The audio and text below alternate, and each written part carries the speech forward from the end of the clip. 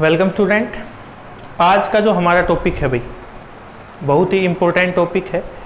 जो हमने पीछे लेक्चर में डिस्कस किया है उसी से रिलेट करता हुआ है। हमने इलेक्ट्रोस्टैटिक फोर्स के बारे में पढ़ रहे थे और हमने ये कहा था कि कंजर्वेटिव फोर्सेज कैसा है। कंजर्वेटिव फोर्सेज अब कोई कहे कि प्रूफ हो जाए तो उसका हम प्रूफ करने जा रहे हैं कि इलेक्ट्रोस्टैटिक फोर्स हमारे पास कंजर्वेटिव होता है। कंजर्वेटिव फोर्स हमें एक बात पता है,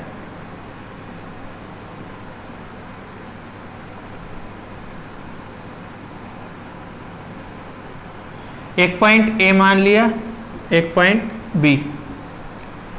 दो तरीके से हम कंजर्वेटिव फोर्स को प्रूव करते हैं कि जो यदि क्लोज पाथ में हम मूव करवा दें, इस क्लोज पाथ में यदि हम मूव करवा दें और यदि हमारे पास वर्क डन क्या हो, जीरो आ जाए। मीन्स इनिशियल और फाइनल पोजीशन पे यदि हमारा वर्क डन डिपेंड करे, पाथ फॉलोड पे ना करे, ठीक है, तो हम क्या कहेंगे, वो कंजर्वेटिव। यहाँ पे हम क्या करके दिखाएंगे भाई कि हमें जो वर्क डन है in moving a unit positive test charge over a close path in electric field is zero. ठीक है, to prove this we have to prove that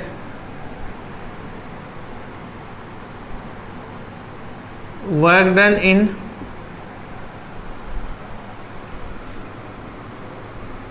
moving the test charge या unit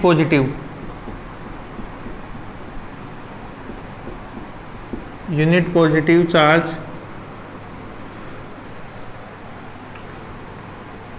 over a close path is zero. क्या है भाई कि close path में हमारा work done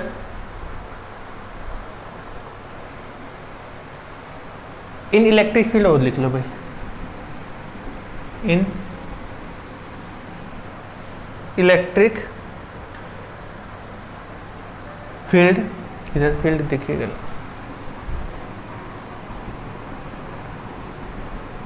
is zero.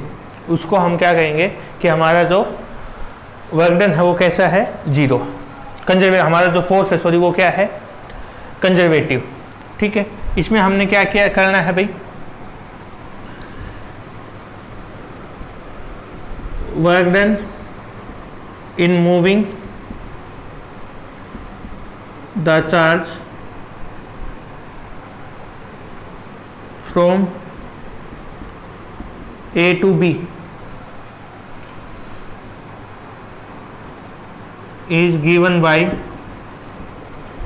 WAB upon Q is equal to, ये हमने पहले भी पढ़ा है, किसके होगा भाई, VB minus VA is equal to, ये किसके था, AB E डॉट DR के इक्वल माइनस, ये हमने वैल्यू पहले भी निकाली हुई है भाई, जो पहले टॉपिक थे हमारे पास।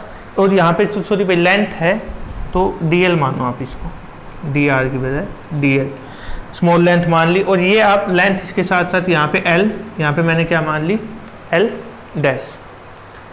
ठीक है, अब हम किसके लिए निकालेंगे, B2A, ये इक्वेशन मैंने मान ली first. Work done in moving the charge from B2A is given by WBA upon Q is equal to VA minus VB is equal to minus B2A minus D dot L।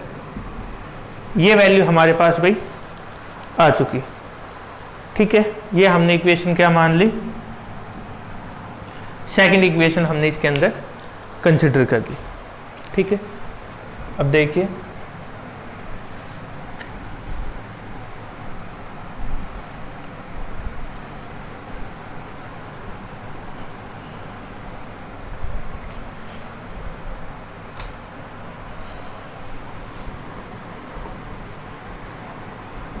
Adding equation first and second, क्या देखने को मिलता है भाई यहाँ से, यदि हम देखें और या फिर एक काम करें, हम इक्वेशन फर्स्ट और सेकंड आई हमारे पास, चलो पहले सीधा हम इसको ऐड ही कर लेते हैं ना, ये वाला पोर्शन रहने देते दोनों का, ये वाला पोर्शन दोनों का रहने देते, क्योंकि ये भाई तीनों ही तो इक्वल है ना, तो पहले दो हम ले लेते हैं इसमें से। W वर्क डन की वैल्यू निकालनी upon Q plus WBA, total work done निकाल दे, is equal to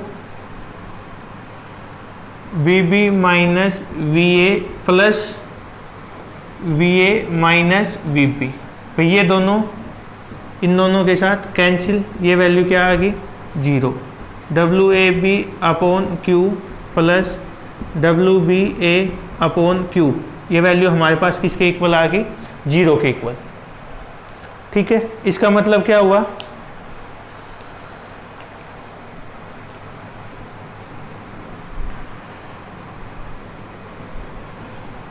so work done over a close path is 0, so our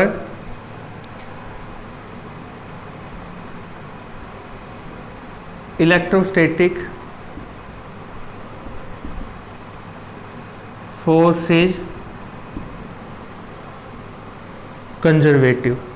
कैसा हो गया हमारे पास इलेक्ट्रोस्टैटिक फोर्स कंजर्वेटिव, हमने प्रूव करके दिखा दिया, क्योंकि हमारे पास जो वर्क डन है भाई उसकी वैल्यू कितनी आई है 0। अब हम क्या करते हैं, ये तो हो गया भाई सीधा तरीका, तो हम इसको दूसरी फॉर्म में यदि निकालें, दूसरी मैं फॉर्म की बात करूं, इसको हटा ही देते, डायग्राम तो आप समझ ही गए।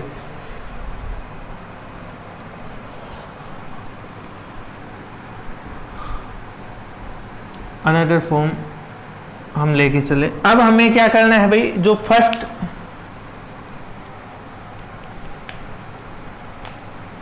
इक्वेशन फर्स्ट और सेकंड ऐड तो करनी है, लेकिन ओनली सेकंड और थर्ड टर्म हमें उसके अंदर से ऐड करनी, उन दोनों की। ठीक है, तो सेकंड क्या थी पहले वाले की भाई, VB माइनस VA प्लस दूसरे वाले की क्या है VA plus minus VB is equal to minus common ले लिया मैंने B2A E dot DL plus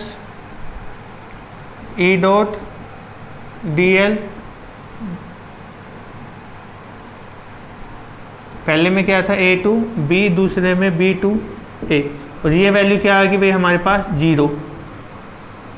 E dot DL की वैल्यू किसके इक्वल आ रही भाई 0, मतलब जो लाइन इंटीग्रल है, जो लाइन इंटीग्रल आ रहा है हमारे पास, उसकी वैल्यू क्या है 0। So line integral is 0 and force is, मतलब over a close path, close path is 0 and so force is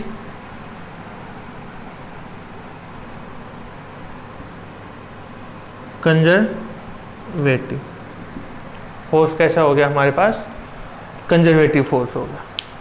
ठीक है भाई, तो ये था लेक्चर जिसके अंदर हमने प्रूव किया है कि जो इलेक्ट्रोस्टैटिक फोर्स है हमारे पास वो किस टाइप का होता है, कंजर्वेटिव। Thank you.